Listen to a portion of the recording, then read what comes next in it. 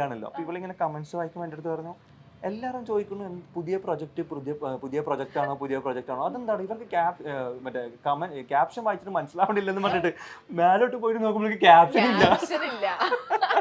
ഞാൻ പറഞ്ഞ ക്യാപ്ഷൻ ഇട്ടാലല്ലേ വായിക്കാൻ പറ്റൂ, വായിച്ചാലല്ലേ മനസ്സിലാക്കാൻ പറ്റൂ. അപ്പൊ അയ്യോ പറ്റിപ്പോയി എന്ന് പറഞ്ഞിട്ട് പെട്ടെന്ന് പോയി. അപ്പൊ ഈ ഇൻസ്റ്റയിൽ ഇടുമ്പോൾ ഓട്ടോമാറ്റിക്കലി കണക്റ്റഡ് ടു ഫേസ്ബുക്ക് ആണ് എന്റേത്. അപ്പൊ എന്റേതാണ് ഇടുന്നത്. അപ്പോ ഇതേപോലെ സംഭവം അതിലും സംഭവിച്ചു. അങ്ങനെ രണ്ടിടത്തും പോയിട്ട് കോപ്പി പേസ്റ്റ് ചെയ്തതിന് ശേഷമാണ്. ബട്ട് സ്റ്റിൽ എന്നിട്ട് പോലും ആൾക്കാർ ഇത് ഒഫീഷ്യലായിട്ട് എടുത്തിട്ടില്ല. എല്ലാ ആൾക്കാരും പുതിയ പ്രൊജക്ട് എല്ലാവർക്കും പ്രോസസ് ചെയ്യാൻ കുറച്ച് ടൈം എടുക്കുമായിരിക്കും.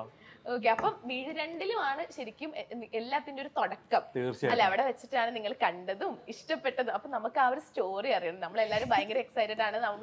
സാധാരണ നമ്മളൊരു റൂമർ എന്തെങ്കിലുമൊക്കെ കേൾക്കും, പക്ഷെ നമ്മൾ അങ്ങനെ ഒന്നും കേട്ടിരുന്നത്. കാരണം നിങ്ങൾ സീരിയലിൽ നിങ്ങൾ പെയർ ആയത് കൊണ്ട് തന്നെ നമ്മളാണെങ്കിൽ ആ ഒരു രീതിയിലാണ് നമ്മളെല്ലാരും വിചാരിച്ചിരുന്നത്. പക്ഷെ പെട്ടെന്ന് നിങ്ങൾ കല്യാണം കഴിഞ്ഞപ്പോൾ നമ്മളെല്ലാരും ഭയങ്കര ഷോക്കാണ്. അപ്പൊ നിങ്ങളുടെ ആ ഒരു ലവ് സ്റ്റോറി അറിയാൻ നമ്മളെല്ലാരും ഭയങ്കര എക്സൈറ്റഡ് ആണ്.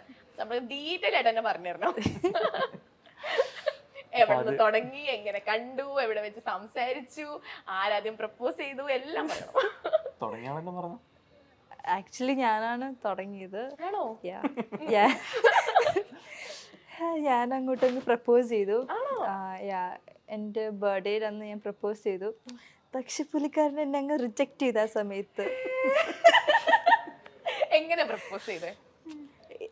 ആക്ച്വലി ഞാൻ വിചാരിച്ചത് ഭയങ്കര എളുപ്പമായിരിക്കും. പക്ഷെ ഇത് എന്റെ അങ്ങനെയല്ല, നമ്മള് സിനിമയിലൊക്കെ കാണുമ്പോൾ ഫുൾ പ്രിപ്പയർ ഒക്കെ ചെയ്ത് ഓൺ ദി സ്പോട്ട് എല്ലാം പറയാന്ന് വിചാരിച്ചു. പക്ഷെ അവിടെ എത്തിയിട്ട് ഫുൾ ഇങ്ങനെ ഇവിടെ വരെ എത്തി, പുറത്തേക്ക് വരണില്ല. ഞാൻ പറയാൻ തുടങ്ങും, ഷോർട്ടിന് വിളിക്കും, ഞാൻ പോവും, തിരിച്ചു വരും, വീണ്ടും റീസ്റ്റാർട്ട് ചെയ്യും, വീണ്ടും ഷോർട്ടിന് വിളിക്കും. അങ്ങനെ 2-3 പ്രാവശ്യം ബ്രേക്ക് ആയതിനു ശേഷം ഞാൻ പറഞ്ഞു. അപ്പോഴും ബ്ലഷ് ഒക്കെ അടിച്ചായിരുന്നു, പക്ഷെ അത് റിജക്ട് ചെയ്ത്. ക്ലൂ ഉണ്ടായിരുന്നോ ഈ കുട്ടിക്ക് എന്നെ ഇഷ്ടമാണെന്നുള്ള എന്തെങ്കിലും ക്ലൂവോ എന്തെങ്കിലും ഉണ്ടായിരുന്നോ? ആക്ച്വലി കുറച്ച് സൈൻസ് ഒക്കെ ഉണ്ടായിരുന്നു തോന്നുന്നു. എന്ത് സൈനാ കൊടുത്തേ? അല്ല, ആക്ച്വലി മിഡിയന്റെ സെറ്റിൽ ആദ്യം കമ്പനി ആയതും ഭയങ്കര ഫ്രണ്ട്ലി ആയതും ഞങ്ങൾ തന്നെയായിരുന്നു. പെട്ടെന്ന് കമ്പനി ആയത്. അപ്പോ അങ്ങനെ ഞങ്ങള് കാര്യങ്ങളൊക്കെ ഷെയർ ചെയ്യുന്ന വെച്ചാല് ഞാൻ എന്റെ ഫാമിലി ഒക്കെ ദുബായ് ബേസ്ഡും ദുബായും കാര്യങ്ങളൊക്കെ ഉള്ളതുകൊണ്ട് പുള്ളിക്കായിട്ട് അതിന്റെ കുറെ വിശേഷങ്ങളൊക്കെ ചോദിക്കും. എല്ലാം ഇഷ്ടമാണ്, കുറെ ലൈഫ് സ്റ്റൈലും കാര്യങ്ങളൊക്കെ ഇഷ്ടമാണ്. അപ്പൊ അതിനെ കുറിച്ച് ചോദിക്കും. അപ്പൊ പുള്ളിക്കാരത്തിനെ കുറിച്ച് ഞാൻ ചോദിക്കും. അപ്പം ക്ലാസ്സും പിന്നെ ആള് പഠിക്കായിരുന്നു ആ സമയത്ത്. അപ്പൊ ഞാൻ കുറച്ചിങ്ങനെ ഉപദേശിക്കാറൊക്കെ ഉണ്ട്. റിജക്ട് ചെയ്തതിനു ശേഷം എനിക്കൊരു വലിയ ലെക്ചറും കിട്ടിയായിരുന്നു. അത് ഇപ്പൊ അങ്ങനെ വെറുതെ തോന്നുകയാണ്. മേ ബി സീരിയസ് അല്ലായിരിക്കും, നീ നിന്റെ സ്റ്റഡീസിന്റെ കോൺസെൻട്രേറ്റ് ചെയ്യൂ എന്നൊക്കെ പറഞ്ഞ് അങ്ങനെ വിട്ട്. ആക്ച്വലി ഞാൻ അതിന്റെ മുമ്പ് കുറച്ച് മുമ്പ് ഒരു ബ്രേക്കപ്പ് പറയട്ടെ? അല്ല, ഇവിടെ എന്തും പറയാം. ഇത് കഴിഞ്ഞിട്ട് ഞങ്ങളൊന്നും കാണാണ്ടല്ലോ പുറത്തുനിന്ന്, അതുകൊണ്ട്. അപ്പോൾ ഒരു ബ്രേക്കപ്പ് ഒക്കെ കഴിഞ്ഞിട്ട് അതിന്റെ ഒരു ഹാങ് ഓവർ ഒക്കെ കഴിഞ്ഞ് നിൽക്കുന്നുണ്ട്. അത് കഴിഞ്ഞപ്പം ഞാൻ സെൽഫായിട്ട് ഒരു ലവ് ലൈഫ് ലവ് ലൈഫ് എനിക്ക് ലക്കല്ല, എനിക്ക് പറ്റില്ല എന്നൊക്കെ വിചാരിച്ചിട്ട് സെൽഫായിട്ട് സിഗ്മ അടിച്ച് നടക്കുകയായിരുന്നു. അപ്പൊ പുള്ളിക്കാരത്തി പ്രപ്പോസ് ചെയ്ത സമയത്ത് ഞാൻ പറഞ്ഞു 2 കാര്യങ്ങളുണ്ടായിരുന്നു സത്യം പറഞ്ഞാൽ. ഒന്ന്, ഞാൻ തീരുമാനിച്ച എൻ്റെ ലൈഫ് എന്നുള്ളൊരു സാധനം സിംഗിളായിട്ട് പോകാന്നുള്ളൊരു തീരുമാനത്തിനെ കുറിച്ചുണ്ടായിരുന്നു. പിന്നെ ഞാൻ പറഞ്ഞ പോലെ യങ് ഏജ് ആണല്ലോ, അപ്പോൾ ഒരു അട്രാക്ഷൻ തോന്നിയതായിരിക്കാം. കാരണം അങ്ങനെ ഒരു എന്താ പറയാ, ഒരു ഏജിന്റെ ഒരു ക്രേസ് ആയിരിക്കും. കാരണം ഈ ഏജിലും എനിക്കും ഉണ്ടായിരുന്നു ഇഷ്ടംപോലെ കാര്യങ്ങളൊക്കെ.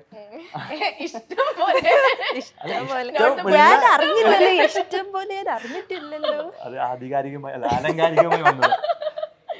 അപ്പൊ അങ്ങനെ ഒരു ഇൻഫാക്ച്വേഷൻ ആയിരിക്കും. ഇത് ബൈ ടൈം അത് പോയിക്കോളും, അത് അത്ര സീരിയസ് ആയിരിക്കില്ല. പിന്നെ പുള്ളിക്കാരത്തി കുറച്ച് പ്രശ്നങ്ങളും കാര്യങ്ങളൊക്കെ ഉണ്ടായിരുന്നു. ഞാൻ ആദ്യം അറിയില്ലായിരുന്നു സംഭവങ്ങളൊന്നും. അപ്പൊ നമ്മളിങ്ങനെ പല സമയത്തും ഞാനിങ്ങനെ സങ്കടപ്പെട്ട് കണ്ടപ്പോൾ ഒരു ദിവസം ഞാൻ ചോദിച്ച് അറിഞ്ഞതാണ്. എന്താ വെച്ചാൽ അധികം ഞാനിങ്ങനെ ചില മൂഡ് ഓഫിൽ കാണുമ്പോൾ കൂടെ എപ്പോഴും വന്നിട്ട് ഞങ്ങളായിരിക്കും അധികം സീൻസ് ഒരുമിച്ച്, അധികം കാണുന്നത് ഒരുമിച്ച്. അപ്പം കൂടെ നിൽക്കുന്ന ആളൊരു മൂഡ് ചേഞ്ച് ആയെങ്കിൽ അറിയാലോ.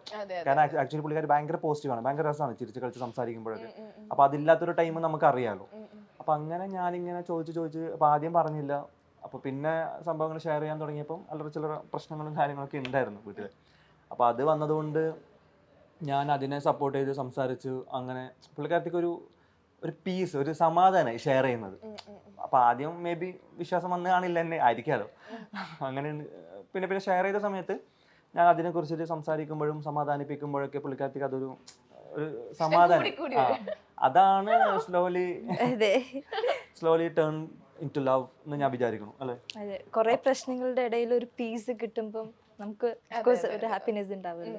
അപ്പൊ അങ്ങനെ അപ്പൊ ഞാൻ വിചാരിച്ചു ഡെഫിനറ്റ്ലി വീട്ടിൽ നിന്ന് കിട്ടാത്ത ഒരു സപ്പോർട്ടോ കെയറോ കിട്ടിയത് കൊണ്ടാവാം, അല്ലെങ്കിൽ അങ്ങനെ കൂടുതൽ ഒരു സപ്പോർട്ട് കൊടുത്തതുകൊണ്ടോ, ഒരു നമ്മളൊന്ന് കൺസേൺ ചെയ്യുന്നത് കൊണ്ടായിരിക്കാം അങ്ങനെ ഒരു അട്രാക്ഷൻ തോന്നിയത്. അതൊരു ഇഷ്ടമായിരിക്കില്ല, യഥാർത്ഥം ഇഷ്ടമായിരിക്കില്ല എന്നൊക്കെ വിചാരിച്ചിട്ടാണ് ഞാൻ ഒരുപാട് ഉപദേശിച്ച് നിന്ന്. പിന്നെ പുള്ളിക്കാരത്ത് അത് സീരിയസ് ആയി വരുമ്പോൾ ഞാൻ പറഞ്ഞു, നീ ഒരു കാര്യം ചെയ്യും, നീ പഠിത്തം കംപ്ലീറ്റ് ചെയ്യും, നീ ഈ പ്രൊജക്റ്റൊക്കെ കഴിഞ്ഞിട്ട് പഠിത്തമൊക്കെ കംപ്ലീറ്റ് ചെയ്തിട്ട് എന്നെ കാണാതിരിക്കുന്ന സമയത്ത്, ഇപ്പം നമ്മളെപ്പോഴും കാണുകയാണല്ലോ, സീരിയലിന് വേണ്ടി കാണുകയാണ്, അപ്പം may be you feel that.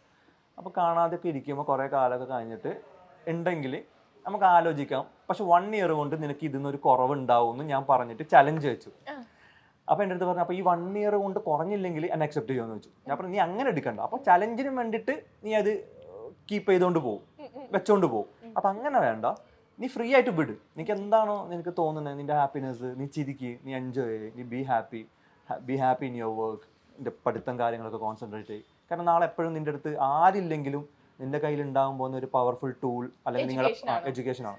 എപ്പോഴും നിന്റെ കയ്യിലുള്ളൊരു ധൈര്യം. അതിന് ആര് നിന്നെ ഒഴിവാക്കിയാലും നിന്റെ കാര്യം നിനക്ക് നോക്കാൻ നിന്റെ എഡ്യൂക്കേഷൻ മതി. അത് ഞാനായാലും വീട്ടുകാരായാലും ആരായാലും. അപ്പം നീ അത് കംപ്ലീറ്റ് ചെയ്യും, ഡിഗ്രി എടുക്കും, നീ നിന്റെ സർട്ടിഫിക്കറ്റ് എടുക്കും. എന്നിട്ട് നീ ഇൻഡിപെൻഡൻ്റ് ആയിട്ട് നിൽക്കുമ്പോൾ നിനക്ക് അറിയും ആരെ നിനക്ക് വേണം, ആരെ നിനക്ക് വേണ്ട, എന്താണ് നിന്റെ ഇഷ്ടം, എന്താണ് നിനക്ക് ഇഷ്ടമല്ലാത്തത്. ഇപ്പോഴത്തെ നിന്റെ ഫേവറേറ്റ്സ് ആ ടൈമിൽ നിനക്ക് ഇഷ്ടമല്ലാത്തതാവും. ഇപ്പം നീ വിചാരിക്കുന്ന ഡിസ്റ്റർബൻസ് ആ സമയത്ത് നിന്റെ ലൈഫിൻ്റെ ഭാഗങ്ങളാവും. അപ്പം നീ അങ്ങനെ ഇൻഡിപെൻഡൻ്റ് ആവുന്ന സമയത്ത് നീ തീരുമാനിക്കും. എന്നിട്ട് നീ ആ സമയത്ത് നിനക്ക് തോന്നുന്നെങ്കിൽ വാന്ന് പറഞ്ഞു. അങ്ങനെയൊക്കെ പറഞ്ഞിട്ട് ഇതായി. പിന്നെ മിഡിലും അൺലക്കിയിൽ എനിക്ക് മിഡിലിൽ കുറച്ച് ഡേറ്റ് ക്ലാഷ് പ്രശ്നങ്ങളൊക്കെ ആയിട്ട് എനിക്ക് മാറേണ്ടി വന്നു. അല്ല, ഞാനൊരു തമിഴ് പ്രൊജക്റ്റും കാര്യങ്ങളൊക്കെ ആയിട്ട് ഒരു ഡേറ്റിൽ, അപ്പം ഞങ്ങൾക്ക് മീഡിയ നിന്ന് മാറിയത്. എനിക്കൊരു ഡേറ്റ് ക്ലാഷിന്റെ പ്രശ്നം ഉണ്ടായിരുന്നു, ഒരു തമിഴ് പ്രൊജക്റ്റ് ആയിട്ടുള്ള. അപ്പം ഞാനത് ഓൾറെഡി കമ്മിറ്റ് ചെയ്തതായിരുന്നു. ഞാൻ മുമ്പേ റിപ്പോർട്ട് പറഞ്ഞിട്ടുണ്ടായിരുന്നു, ഇൻഫോം ചെയ്തിട്ടുണ്ടായിരുന്നു. അപ്പോൾ അത് ചെറിയൊരു പ്രശ്നങ്ങളൊക്കെ ആയിട്ട്, ഐ മീൻ ഡേറ്റിന്റെ ക്ലാഷ് ഒക്കെ ആയിട്ട് എനിക്ക് അതിൽ നിന്ന് മാറേണ്ടി വന്നു. സൽമാൻ ഒരു ബ്രേക്കപ്പ് കഴിഞ്ഞ് നിൽക്കുന്ന സമയമായിരുന്നു. പിന്നീട് പ്രണയത്തിലൊന്നും വിശ്വാസമില്ലാതെയായി. കരിയറിൽ കൂടുതൽ ശ്രദ്ധിക്കുക, യാത്രകൾ ചെയ്യുക എന്നതൊക്കെയായിരുന്നു സൽമാന്റെ തീരുമാനം.